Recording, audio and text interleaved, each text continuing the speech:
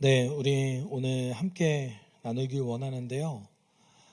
바울이 계속해서 에베소서에서 어떻게 보면은 조금 비슷해 보이는 말들을 반복하는 것 같습니다. 네. 그런데 여러분, 우리가 1세기의 배경으로 조금 더 가본다면, 당시에는 종이가 굉장히 비쌌어요. 종이는 사치품이었습니다. 종이는 사치품이었기 때문에 여러분 원래 우리 중국에서도 마찬가지인데 종이를 사용할 수 없었죠. 너무 비싸니까. 그래서 대나무를 이용했잖아요. 그래서 대나무에다가 이렇게 글씨를 썼어요. 그걸 죽간이라고 합니다. 그래서 이 시대, 지금 여기 성경이 쓰여진 시대에는 동양에는 오히려 종이조차 잘 사용하지 않는 그런 시대였습니다.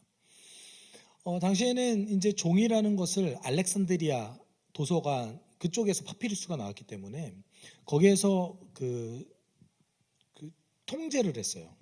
가격을 유지하기 위해서. 그리고 알렉산드리아 도서관이 가지고 있는 그런 어떤 지식의 패권을 유지하기 위해서 종이를 반출하는 것을 통제했습니다. 왜 종이를 반출하면 도서관이 형성하기 쉽지 않겠죠? 여러분 잘 생각해 보세요. 양피지 아세요? 양의 가죽으로 이제 저기를 대신했습니다. 종이를 대신했습니다. 과거에는. 근데 양피지는 부피가 엄청 커요. 그럼 예를 들어서 히스기야가 솔로몬의 잠언을 모았다라고 얘기합니다. 그래서 히스기야가 편집한 솔로몬의 잠언을 읽을 때 위에 보면 그렇게 소제목이 붙어져 있습니다. 그러면 히스기야가 모았던 솔로몬의 잠언이 예를 들어서 우리는 지금 잠언 30장, 31장 이렇게 있잖아요. 그렇죠? 근데 그게 당시 시대에는 얼마만큼 쌓여 있었을까요? 그 잠언 전체가 모이려면 창고 하나 다 써야 되는 거예요. 잠언 하나. 예. 그러니까 이렇게 이제 기록을 보관하고 기록을 전달하는 게 어려운 시대에 바울이 동일한 말을 굳이 왜 반복할까요? 네. 첫 번째는 강조하는 겁니다. 그리고 두 번째는 동일해 보이는데 사실 동일한 말이 아닌 거예요. 그러니까 비슷한 뉘앙스인데 다른 관점에서 다른 앵글에서 이 부분을 한 번 더 보자라는 겁니다. 그것이 오늘 11절이에요. 오늘 11절은 마치 에베소서 2장 1절에서 3절까지를 말하는 것 같아요. 너희가 과거에 이미 죽었던 상태였다. 너희가 죽었던 상태에서는 너희는 세상의 길을 따라갔고 불순종하게 하는 너희 안에서 불순종하게 하는 사단을 따라서 살았다. 그 상태는 하나님의 진노의 자식으로서 살아가는 상태다. 이걸 이제 에베소서 2장 1절에서 3절까지 이야기했습니다. 그러면서 이제 바울이 에베소서 2장 1절에서 10절까지 이야기하고 싶었던 것은 하나님이 그리스도를 믿는 모든 사람은 세상을 따르는 것과 사단을 따르는 것 그리고 육체로부터의 모든 것에서 구원하시고 그들을 완전히 새로운 창조물로 만드셨다.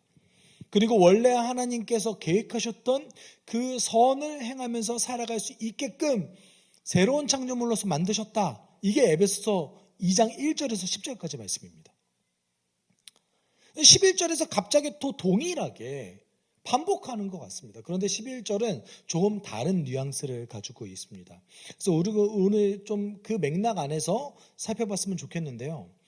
11절에 이렇게 이야기하고 있습니다. 그러므로 여러분은 지난날에 육신으로는 이방 사람이었다는 사실을 명심하십시오.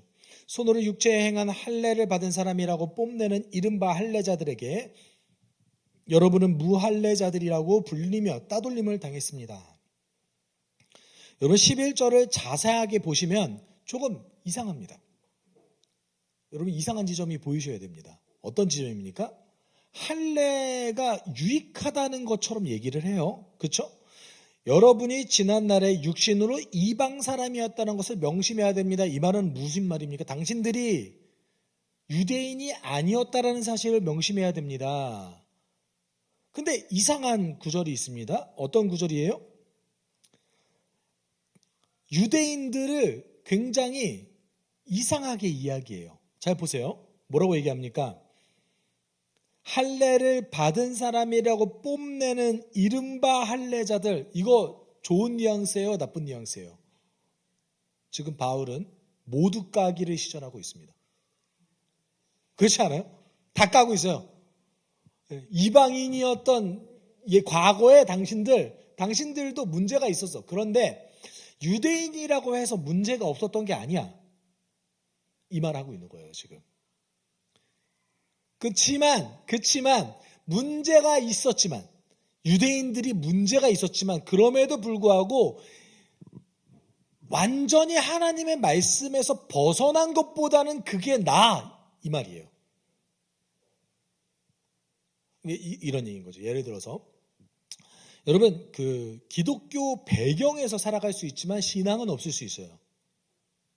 그렇죠. 기독교 배경에서 살아갈 수 있지만 삶의 형태가, 문화가 기독교적 문화를 가지고 있을 수 있지만 그가 예수를 주님으로 받아들이지 않을 수 있습니다. 그런데 그 문화권에서 살아가는 것이 그 문화 밖에서 살아가는 것보다 더 낫다는 얘기예요, 지금. 그러니까 굳이 경중을 나누자면 바울이 지금 그 얘기하고 있는 거예요. 당신들이 얼마나 과거에 심각한 상태였는지 한번 깨달아 봐야 돼. 이 얘기하는 거예요. 지금 그러면서 우리가 잠시 할례에 대해서 좀 고민해 볼 필요성이 있습니다. 여러분, 여기서 할례가 유익하다라는 표현을 써요. 근데 여러분, 우리 현대인의 기준으로 놓고 봤을 때 할례는 그냥 포경수술에 불과합니다. 그게 도대체 무슨 유익이 있습니까? 어떤 사람들은 이렇게 얘기해요. 위생적으로 그것이 더 유익했습니다라고 얘기하지만 그런 거 다 차치하더라도, 그리고 현대인의 관점에서 그 엄청 크게 유익합니까? 어떤 영적인 유익을 얻을 수 있죠? 네. 할례가 유익하대요. 이것은 할례가 가지고 있는 의미와 그리고 하나님 나라 백성으로서의 삶의 형식이 유익하다라는 거지, 그 율법 자체가 아주 특별하고 유익하다 이런 말 하는 거 아니에요. 그럼 할례가 무엇인가를 우리는 좀 고민해 봐야 됩니다. 할례는 단순히 그 형식으로만 놓고 보면 오늘날의 포경수술과 차이가 없습니다.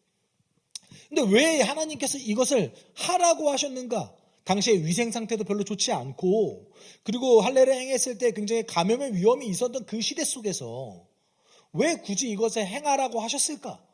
여러분, 그거 아십니까? 그 모세가 하나님으로부터 부름을 받고 하나님께서 할례를 행하라고 했는데 모세가 이거 거절했어요. 그래서 하나님께서 모세를 죽이려고 하셨어요. 출애굽기 자세히 보시면 그 장면이 등장합니다. 그래서 모세가 그 명령을 거절한 것을 이제 모세의 아내였던 십보라가 깨닫고 강제로 이렇게 행해버려서 살아요. 출애굽기 초반에 등장하는 내용이거든요. 그러면 할례라는 그 행위 자체가 중요해서 하나님께서 그렇게 하셨을까요? 아니요. 할례가 가지고 있는 특별한 의미가 있었기 때문에 그렇습니다. 할례는 아브라함과 관련이 있습니다. 창세기 17장 11절 12절에 하나님께서 아브라함에게 이렇게 명령하셨습니다. 너희는 포피를 베어서 할례를 받게 하여라. 이것이 나와 너희 사이에 세우는 언약의 표이다. 대대로 너희 가운데서 남자는 모든 난지 열흘 만에 할례를 받아야 한다. 너희의 집에서 태어난 종들과 너희가 외국인에게서 돈을 주고 사온 종도 비록 너희의 자손이 아니라 해도 마찬가지로 할례를 받아야 한다. 여러분, 이 문자만 놓고 딱 봤을 때는 두 가지 측면에서 좀 이상해 보이는 게 있습니다. 첫 번째는 남녀 차별하는 것 같아요. 남자만 이거 하라고 하잖아요. 그 두 번째는 괜히 종들에게까지 고통을 주는 것 같습니다. 그렇죠? 근데 그런 게 아니에요. 일단 기본적으로 이 할례를 행하시는 이유는, 여러분, 아브라함이 이삭을 100세에 낳았습니다. 그리고 이 약속은 99세에 행해진 거예요. 하나님께서는 아브라함에게 처음부터 너 아들을 낳을 거야, 너의 민족이 굉장히 많아질 거야 라고 약속하셨지만 그것을 20년이 넘는 시간 동안에 하나님께서는 지키시지 않으셨습니다. 이 정도면 사기당한 거 아닙니까? 네. 여러분 그렇게 생각하지 않으시겠어요? 이 정도면은 좀, 이 부분은 사기를 치신 건가? 근데 하나님께서 이렇게 하셨던 이유는 육체적으로 완전히 자녀를 낳을 수 없는 그런 상태에 있을 때에 자녀를 주시기 위한 겁니다. 그러면 100% 어떤 상황인 거예요? 이삭은 누가 주신 거예요? 하나님이 주신 거예요. 육체적으로 아들을 절대 낳을 수 없는 그런 환경 속에서 아들을 주신 거예요. 그러면서 뭐라고 말씀하신 거예요? 이삭은 뭐다? 혈통 피로 난 자식이 아니라 약속의 자손이다 라는 걸 알려주시기 위한 거예요. 그래서 뭐래요? 마치 남성의 성기를 베어내듯이 포피를 잘라내는 거예요. 그러면서 뭘 얘기하고 있는 거예요? 너희는 약속의 자손이다. 너희 피로부터 난 것이 아니라 하나님을 신뢰하는 약속의 자손이라는 것을 언약의 상징이었습니다. 다른 얘기를 하면 할례라는 것은 하나님 백성으로서의 공동체 의식, 하나님 백성으로서의 그런 약속의 자손으로서의 어떤 상징성을 가지고 있었습니다. 그러니까 할례는 단지 포경수술하는 것 이것이 아니라 하나님 백성으로서의 삶의 형식, 하나님의 백성으로서의 정체성 이것을 드러내는 거예요. 그럼 이렇게 얘기하는 게 맞겠죠? 하나님의 백성으로서의 정체성을 가지고 있는 것이 안 가지고 있는 것보다 훨씬 낫다. 왜곡됐음에도 불구하고 그게 없는 것보다 훨씬 낫다. 이 얘기하는 거예요. 유대인들은 그럼 뭘 왜곡했을까요? 할례를 나에게만 해당되는 거야 라고 얘기했어요. 근데 여러분 저 말씀 보세요. 나에게만 해당되는 거예요? 아니요. 누구든지 종도 해당될 수 있는 거잖아요. 그럼 지금 이 말은 뭐냐면 너희가 노예로 사오는 사람이라 할지라도 하나님의 백성으로서 수용해라 라는 말인 거예요. 아브라함에게 그런 명령이 떨어진 겁니다. 종의 계급과 상관없이 너와 함께하는 모든 사람이라면 이렇게 얘기한 거예요. 그리고 심지어 이스라엘 그 율법 중에는 종을 해방시키는 율법이 있었습니다. 7년에 한 번, 50년에 한 번 종을 해방시켰어야 됐어요. 유일한 예외사항은 뭐였냐면 종이 스스로 나는 종의 신분으로 남겠습니다 라는 사람은 해방시키지 않았어요. 근데 종을 해방시키는 사상이 있었단 말이에요. 그러면 내가 종으로 7년 동안 데리고 있어서 이 사람이 7년 동안 나를 위해서 헌신했습니다. 그러면 혹시라도 빚 때문에 종이 된 사람이라면 이 빚이 탕감된 거라고 여겨주는 거예요. 그러니까 가난과 어떤 계급이 대물림되는 것을 막았다고요. 그래서 모든 사람은 아무리 종이라 할지라도 사람 취급해줬습니다. 이게 율법이 가지고 있는 정신이었어요. 근데 유대인들이 역사적으로요, 여러분 이 방금 제가 얘기했던 그 율법 지킨 적 없습니다. 지킨 적 없어요. 굉장히 예수께서 이걸 비판하신 거예요. 너희들이 선택적으로 율법 지키면서 율법 다 지켰다고 왜 거짓말하냐? 율법의 정신은 아예 생각도 안 하면서 왜 율법 지켰다고 하냐? 예수께서 이걸 이제 비판하신 거거든요. 그렇잖아요. 여러분 돈이 많이 있어요. 여러분이 돈이 많이 있어요. 예를 들어서 근데 50년 후에는 어떻게 해야 되냐면 그 돈을 혹시라도 부동산 재산이 있으면 그 부동산을 원래 주인에게 다시 되돌려줘야 돼요. 이게 율법에 적혀 있거든요. 여러분 기득권층이 이거 지키겠어요? 지킬까요? 여러분 성경은 처음부터 토지 공개념을 갖고 있었습니다. 하나님께서는 토지 사고 팔려고 하지 않으셨어요. 근데 이제 유대인들이 이걸 단 한 번도 지킨 적이 없습니다. 그냥 율법에 쓰여져 있을 뿐이에요. 그러니까 유대인들은 할례를 할례로서 지키지 않은 거예요. 하나님의 백성으로서의 정체성을 가지는 어떤 그 약속의 자손으로서의 표로 본 것이 아니라 그냥 아주 왜곡된 의식으로서 가지고 있었던 거죠. 근데 바울이 어떤 걸 지적하는 거예요? 그럼에도 불구하고 그게 낫다라고 표현하는 거예요. 왜 그럴까요? 여러분 잘 보세요. 바울이 이런 표현까지 써가면서 막 유대인들도 지금 문제가 굉장히 많아. 그런데 그럼에도 불구하고 그 공동체가 가지고 있는 것이 더 유익해라고 얘기하는 것은 뭐냐면 여러분 하나님은 자신의 백성을 착취하지 않으십니다. 하나님은 고통받는 백성에게 먼저 나타나셔서 그 백성을 구원하실 수 있는 약속을 먼저 주셨습니다. 그런데 당시 1세기 사람들이 갖고 있었던 그 종교 의식, 여러분 모든 영역에서 종교가 영향을 미쳤는데 그 모든 영역에서 영향을 미치는 그 종교는요, 여러분 종교 의식과 도덕을 완전히 분리했습니다. 예를 들어서 내가 도덕적으로 살지 않아도 내가 섬기는 신께 제사를 드리면 나는 문제가 없는 거예요. 마치 이런 거죠. 우리 한국에도 그런 신앙이 있습니다. 무속신앙 그렇잖아요. 내가 윤리적으로 살지 않아요. 내가 어떤 굉장히 잘못된 왜곡된 삶을 살아가요. 남들에게 피해도 주고 사기도 치고 이래요. 그런데 그 어떤 그 신을 감동시키기 위해서 뭔가 복채도 많이 내고 돈을 많이 내면 액땜을 한다고 얘기를 하죠. 내 삶과 상관없이. 네. 여러분 그 무속 종교를 고등 그 종교로 치지 않는 이유는 여기에 있습니다. 삶과 윤리가 분리됐기 때문에 그래요. 과거에 있었던 그 고대에 있었던 종교들도 다 그랬습니다. 삶과 윤리가 분리됐어요. 왜냐하면 여러분 그리스 로마 신화에 있었던 신들 보세요. 멀쩡한 애들이 있어요? 그리스 로마 신화 읽으신 분 계십니까? 네, 다 나쁘죠. 다 나빠요. 사기치고요, 질투하고요, 정말 철저하게 욕망 중심으로 살아갑니다. 그 신들이 윤리적이지 않습니다. 그러니까 그렇게 언제 불똥이 튈지 모르는 그럼 더 무섭잖아요. 여러분 직장 상사 중에서 가장 힘든 직장 상사가 누굽니까? 파악이 안 되는 사람이에요. 제일 어렵죠. 이게 도대체 왜 이때 나한테 화를 낸 거지? 진짜 어려워요. 여러분 그 그리스 로마 신화에 나오는 로마인들이 섬겼던 신들이 다 그런 종류의 신들이었어요. 내가 조금만 잘못하면 나한테 굉장히 해코지하고, 또는 내가 윤리적으로 산다고 해서 또 해코지하고, 이럴 수 있는 신들이었어요. 근데 여러분 유대교는 달랐어요. 확실한 체계가 있었어요. 삶과 종교가 분리되지 않았습니다. 그러니까 바울이 봤을 때 너희들이 이방신을 섬기는 것보다 그래도 율법 체계 안에 있는 게 낫다. 그러니까 우리로 따지면 뭐예요? 그래도 기독교 가정 안에서 자라는 게 훨씬 낫다. 이런 거예요. 왜곡된 문화를 가지고 있지 않을 가능성이 더 높다.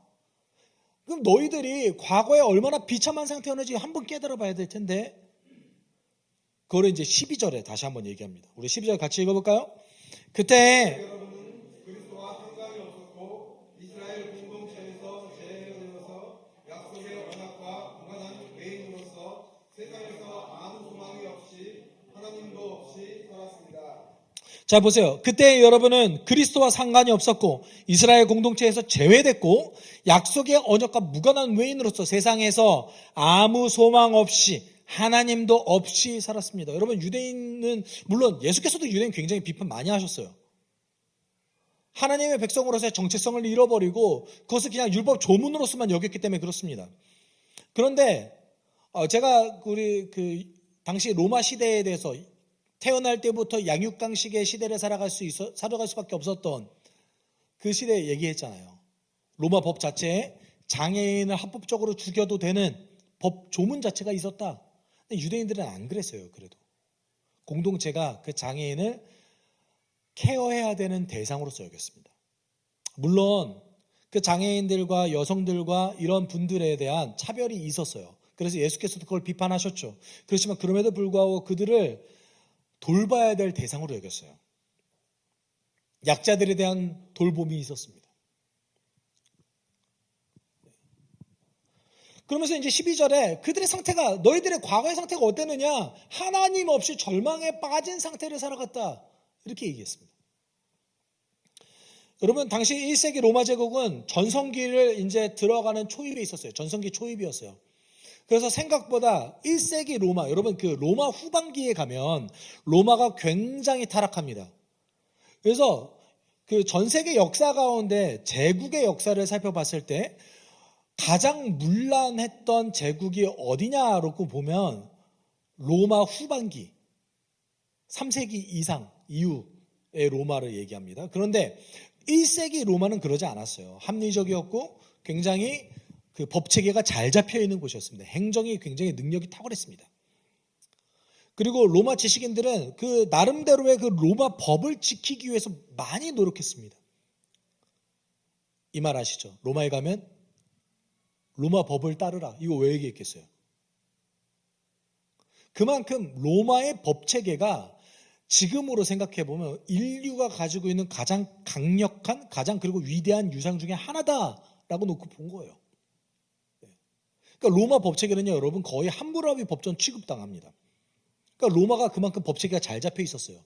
그런데 바울이 그럼에도 불구하고 그들의 삶을 뭐라고 표현한 거예요? 하나님 없이 소망이 없는 삶을 살아간다. 이게 왜 그럴까요? 여러분, 이 말을 예수 안 믿는 사람한테 하면은 인정하겠습니까? 제가 이거를 오늘 말씀을 함께 나누면서도 제가 이 말씀을 꼭 드리고 싶은데, 이게 지금 누구의 말입니까? 제 말 아니에요. 누구의 말이에요? 사도 바울의 말입니다. 근데 사도 바울은 이 편지를 누구에게 썼습니까?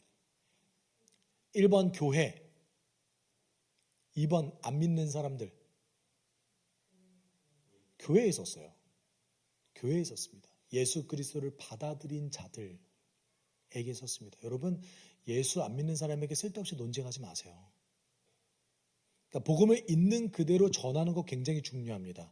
그런데 그들에게 내가 더 옳아 이렇게 논쟁하지 마세요. 그리고 베드로도 이거 하지 말라고 그랬어요. 그 무분별한 변증을 피하라고 그랬습니다. 그들이 호기심을 가질 때 하라고 그랬어요. 복음전도 절대 공격적으로 하시면 안 됩니다. 그리고 내가 공격적으로 변증하려고 하지 마세요. 내가 옳아 이렇게 하지 마세요. 여러분, 이게 왜 절망적이었냐면 당시에 예수 안 믿는 사람, 하나님 나라 복음으로서 변화되기 전에는 그 로마인들은 자기가 절망적인 상태에 있는지조차 인식하지 못했습니다. 그러니까 이제 더 소망이 없다고 얘기하는 거예요. 여러분, 그런 의미에서 바울은 복음 이전에 가지고 있었던 유대인들의 유익이 무엇이었냐라고 놓고 보면 로마서 3장 1절 2절에서 이렇게 얘기해요. 그러면 유대 사람의 특권은 무엇이며 할례의 이름은 무엇입니까? 모든 면에서 많이 있습니다. 첫째는 그들이 하나님의 말씀을 맡았다는 것입니다. 12절 잠시 볼까요? 이방인들이 뭐가 없었대요? 하나님의 말씀을 전혀 구경조차 할 수 없었던 사람들이었습니다. 그래서 하나님의 뜻 자체를 모르고 있었습니다. 그들이 가지고 있던 세계관이 전부인 줄 알고 있었던 사람들이었습니다. 그러니까 여러분, 그리스도인들이 성경의 세계관을 가지고 성경에 대한 배경이 전혀 없는 사람들에게 그걸 얘기하면 이해할 수가 없죠. 여러분 혹시 그 예수 믿으면서 그런 말 못 들어보셨어요? 왜 그렇게까지 예수 믿어? 들어보셨어요? 저는 제 친구들, 고등학교 친구들이 아직도 저에게 그런 얘기를 해요. 너 도대체 무슨 재미로 사냐? 그 친구들에게는 이제 술도 마시고 때로는 일탈도 하고 이게 자기들한테 재미인 거예요. 그걸 위해서 돈 모으고 있는 거예요. 비상금도 그것 때문에 모아요. 그래서 제가 그 친구한테 그러죠. 내가 너보다 재밌어. 내가 너보다 훨씬 재밌게 살걸? 내 동료들끼리 만나지 나는 오전 9시부터 밤 12시 그 다음 날까지도 수다 떨 수 있어. 술 한 잔은 안 마시고. 너 할 수 있어? 시간 가는 줄 모르고 우린 떠들어. 너 할 수 있어? 그 친구들은 다음날에 지들이 뭔 얘기를 하는지를 몰라야 돼요. 그게 도대체 무슨 재미입니까? 그냥 감정만 남아있는 거예요. 여러분, 바울은 유대인들이 하나님의 말씀에 신실하지 않았다 할지라도 그들이 하나님의 말씀을 맡았다는 사실만으로도 큰 유익이 있다고 이야기합니다. 그 안에 하나님의 뜻을 아주 표면적으로라도 따라갔기 때문에 그렇습니다. 물론 그 안에 여러분 표면적으로 하나님 말씀 따랐을 때 구원이 없어요. 그렇지만 일상생활에 유익이 있다 이 말인 거예요. 그냥 그 정도예요. 그러면 잘 보세요. 지금 바울이 하고자 하는 말이 뭡니까? 유대인들은 그 조그만 유익이라도 가지고 살았는데 너희들은 어땠는지 좀 명심해봐. 전혀 유익이 없이 절망 가운데서 스스로를 파괴하는 그 문화에 젖어서 살아갔어. 이렇게 얘기하는 거죠. 여러분, 우리로 좀 기준을 세워봅시다.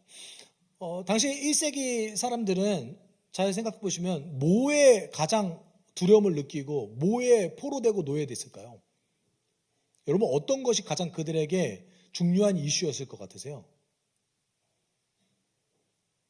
죽음이었습니다. 죽음. 언제 죽을지 모르기 때문에. 대도시는 주기적으로 역병이 발생했습니다. 왜냐하면 위생 상태가 좋지 않았기 때문에 그렇습니다. 우리 역사적으로 보면은 주기적으로 유럽 사회에서도 주기적으로 사람 인구가 늘어났을 때 주기적으로 굉장히 큰 역병이 돌았다는 것을 역사적으로 볼 수 있습니다. 그들은 죽음이 굉장히 두려웠어요. 그래서 죽음을 이기고자 두 가지 방식을 사용했는데, 첫 번째는 신을 의존했습니다. 뭐 출항을 할 때마다 죽지 않게 해주세요. 제물을 바치고 주기적으로 또 제물을 바치고 역병 들지 않게 해주세요. 그래서 그 어떤 상황마다 섬기는 신이 있잖아요. 내가 병이 들지 않기 위해서는 병의 신에게 가가지고 이렇게. 그 두 번째 죽음을 이기는 방법이 있었는데 뭐냐면, 죽음이 굉장히 뭐랄까 크지 않은 것처럼 이렇게 저항감을 줄이는 방법을 쓰는 거예요. 그래서 죽음을 주기적으로 목격했습니다. 그러니까 오락으로 이용했어요. 죽음을. 그게 뭐예요? 검투사 시합이에요. 노예들, 자기들이 봤을 때는 상품에 불과했던 인간이 아니었던 그 노예들을 이용해서 죽음을 눈으로 목격하는 거죠. 그걸 오락화시키고 희화화시키는 거예요. 그러면 죽음에 대한 공포를 잠시 잊을 수가 있습니다. 그 두 가지 썼어요. 그래서 실제적으로 1년에 한 100일 정도는 전차 레이스가 벌어졌다고 하고요. 1년에 한 150일 정도는 그 검투사 시합이 벌어졌대요. 되게 많이 벌어졌죠. 이게 로마의 전성기 때 있었던 일들이라고 합니다. 왜냐하면 너무 노예들이 많았어요. 전쟁을 많이 하니까 노예들을 많이 데리고 왔거든요. 그래서 여러분, 히브리서에 뭐라는 얘기가 있냐면, 히브리서 2장 15절에 하나님 없이 살아가는 모든 사람들을 향해서 뭐라고 표현합니까? 이렇게 표현해요. 일생 동안 죽음의 공포 때문에 종노릇하는 사람들. 여러분, 1세기의 가장 큰 공포와 두려움은 죽음이었습니다. 현대 사회는 죽음이 그렇게 그 정도까지 큰 두려움과 공포입니까? 아니요. 현대 사회는 죽음을요 관리할 수 있다고 생각해요. 그리고 여러분, 이제는 장례식 때도 못 보잖아요, 잘. 그리고 현대 사회 속에서 우리가 가지고 있었던, 우리는 도대체 뭐에 종노릇해서 그렇게 살아갈까요? 우리는 자기 자신에게 종노릇합니다. 스스로를 파괴하는 자기 중심성을 가지고 있어요. 여러분, 그래서 자기 중심적으로 살아가면 내가 행복할 것이다라는 문화가 팽배해져 있습니다. 결혼 문화도 바뀌었잖아요. 그렇죠? 그래서 이제는 그 통장을 서로 공유하지 않는데요. 네. 오래 갈지 모르겠어요, 그 관계가. 왜냐하면 전 개인적으로는 돈이 투명하게 관리되지 않으면 딴짓하기가 쉽다고 생각하는 사람이거든요, 저는. 특히 이제 여성은 잘 모르니까 남성은 최대한 비자금이 없는 게 낫습니다. 우리 자매님들 아시죠? 네, 최대한 비자금이 없는 게 좋아요. 네, 저는 비자금이 있을까요? 네, 공개적인 비자금이 있어요. 아내가 얼마인 줄 알아요. 네, 네. 이제 제가 어디 이제 장례식장 갔을 때 현금이 필요하잖아요. 그런 것 때문에 이제 모아놓는 것들, 이런 게 있습니다. 여러분, 그 현대사회는 나의 욕망이 채워져서 내 중심적으로 살면 행복할 거라고 생각해요. 근데 여러분, 행복은요 상대적이에요. 그래서 너와 나와의 관계가 있어야 행복이라는 것이 있을 수 있는 거예요. 근데 이거를 이제 무시하죠. 그래서 스스로를 파괴하는 자기 중심성이 현대사회를 지배합니다. 내 뜻대로 하면 돼요. 그럼 행복하고 생각해요. 정말 행복합니까? 저는 다른 사람의 말을 무시하고 내 뜻대로 살아가는 사람들 중에서 행복한 사람 본 적이 없는데요. 여러분 21세기의 행복을 연구하는 인문학자들 대체적으로 여러분 이게 이제 통계적으로 연구 결과가 되는데 가장 중요한 요소가 뭐냐 했을 때 1번 뭐라고 뭔지 아세요? 친밀한 관계를 가진 사람들과의 관계. 그게 1번이래요.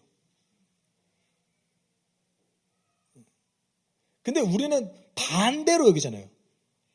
나를 계속해서 강화시켜 나갑니다. 성경은 반대로 얘기해요. 성경은 뭐라고 얘기해요? 자기중심성이 얼마나 위험한가. 우리가 왜 이렇게 자기를 파괴하는 자기중심성에 지배되어서 살아갑니까? 하나님 없이 살아가기 때문에 그래요. 사랑하는 여러분, 그래서 예수께서 우리에게 오셨습니다. 이거 자기중심성 우리가 극복할 수 없어요. 여러분 숲교회 하실 때, 공동체 하실 때 처음에 거부감 있지 않으셔서 이거 굳이 이렇게까지 해야 되나? 그렇죠? 저에게 이런 말씀 많이 하셨어요. 밥 안 먹고 그냥 차 마시면 안 됩니까? 물론 밥 먹고 안 먹고 엄청 크게 중요한 게 아니죠. 근데 성경에서 그런 얘기 있잖아요. 성경에서 먹는 거 굉장히 중요하게 여긴 거 아세요 혹시? 네. 먹는 얘기 많이 나와요. 그러니까 하는 거예요. 이게 그냥 여러분 밥 먹는 게 굉장히 중요합니다. 이게 아니라 성경에 적혀져 있기 때문에 하는 거예요. 예수께서 그래서 그렇기 때문에 우리 가운데 오셨습니다. 13절 같이 읽어볼까요? 여러분이 전에는 하나님에게서 멀리 떨어져 있었는데 이제는 그리스도 예수 안에서 그분의 피로 하나님께 가까워졌습니다. 여러분 11, 12절에서 바울이 너희들이 과거의 비참한 상태를 알아야 된다라고 굳이 이야기했던 이유가 비판하기 위해서였을까요? 뭐라고 하기 위해서였을까요? 아니요. 뭘 알려주고 싶었던 거예요? 예수께 받은 것이 얼마나 큰가 이걸 알려주고 싶었던 거예요. 여러분 제가 지난번에도 말씀드렸듯이 예전에도 한 번 더 말씀드렸듯이 처음에 초기 그리스도인들은 여러분 그 복음의 내용이 너무나 설득적이었고 하나님 나라의 그 복음이 굉장히 설득력 있게 들렸기 때문에 예수를 믿었던 게 아니었습니다. 고통이 있더라도 어려움이 있더라도 감사와 기쁨을 누리고 있는 그리스도인의 삶을 보고 굉장히 기이하게 여겨서 복음에 관심을 가졌던 겁니다. 지금 바울이 오늘 본문 속에서 하고 싶었던 것은 무엇이냐면 너희들에게 가장 중요한 태도는 그리스도 안에서 상황과 상관없이 감사와 기쁨을 누리는 태도다. 과거에 너희들이 얼마나 비참한 상태였는지를 고민해봐라. 그럼 여러분 우리가 고민해 볼 필요성이 있죠. 어떤 걸 고민해야 됩니까? 여러분은 오늘 이 시간 여러분의 한 주간의 삶 가운데 그리스도 때문에 정말 감사와 기쁨을 누리고 계십니까? 그것이 여러분의 가운데 정말 실제입니까? 우리가 그것이 없다면 이방인들과 무엇이 다릅니까? 하나님 없이 소망 없이 살아가는 사람들과 도대체 무엇이 다릅니까? 여러분 감사는요 기억하십시오. 감사는 습관입니다. 감정이 아닙니다. 감사는 습관입니다. 감사의 습관을 가지고 있는 자는 그리스도 때문에 기뻐할 수 있습니다. 이것이 없이 우리가 어떻게 소망이 있다. 오늘 내가 예수 믿는다. 라고 얘기할 수 있겠습니까? 여러분 아주 작은 거라도 감사의 습관을 들이세요. 그러면요 과거에는 내가 감사해야 될 것들이 막 이런 조건들이 필요해서 내가 이 정도 하면 감사해야지. 그 감사의 그릇이 작아져요. 그래서 아주 작은 것도 감사할 수 있게 돼요. 바울이 정말 하고 싶었던 건 여기에 있습니다. 너희들은 비참해. 너희들은 굉장히 이상한 삶을 살아갔어. 이런 비판하기 위한 게 아닙니다. 예수 때문에 우린 감사할 수 있어. 예수 때문에 우리는 기뻐할 수 있어. 우리 그거 진짜 누려야 돼. 예수 때문에 하나님께 받은 그 축복이 얼마나 대단한지를 날마다 가지고 살아야 돼. 안 그러면 우리는 세상 사람과 다를 게 없어. 바울이 하고 싶었던 말이 여기 있습니다. 여러분의 삶에, 여러분의 한 주간의 그 삶 가운데 그리스도 때문에 얻게 되는 감사와 기쁨이 있길 소망합니다. 우리 같이 찬양할까요? 나무엇과도 주님 바꾸지 않으리. 함께 찬양하겠습니다.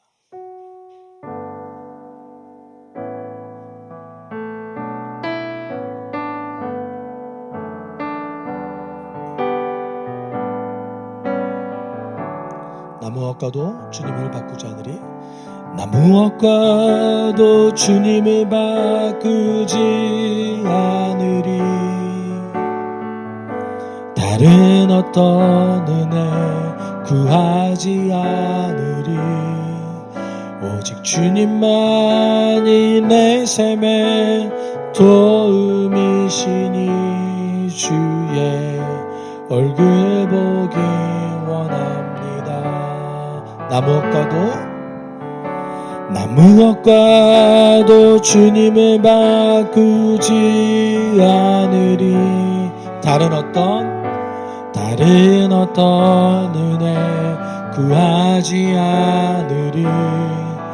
오직 주님만이 내 삶의 도움이시니 주의 얼굴 보기 원합니다. 주님 사랑해요. 주님 사랑해요.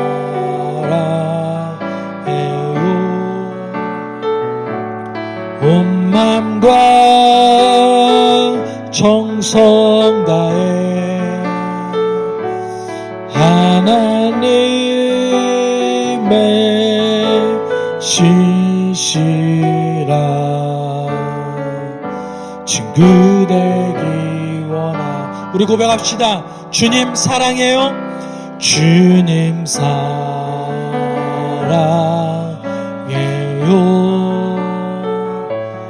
온 맘과 정성 다해 하나님의 신실한 친구 되기 원합니다. 우리 함께 기도할 때 하나님, 우리가 아주 작은 것에도 감사의 고백을 드릴 수 있는 습관을 기를 수 있게 내 마음을 인도해 주십시오. 어려움이 있을 때 오히려 예수의 고난을 묵상하게 하여 주십시오. 당신께서 우리에게 허락하신 축복이 얼마나 대단한지를 깊이 고민하게 하여 주십시오. 성령께서 우리의 삶을 변화시키도록, 기쁨과 감사가 넘치도록 내 삶을 인도하게 해달라고 하나님 지금 이 순간 간구하도록 하겠습니다. 사랑 많으신 하나님 아버지 감사합니다. 우리가 어려움이 있다 할지라도, 내 삶에 문제가 있다 할지라도 아주 작은 것에도 감사와 기쁨을 고백하는 그런 그리스도인 될 수 있게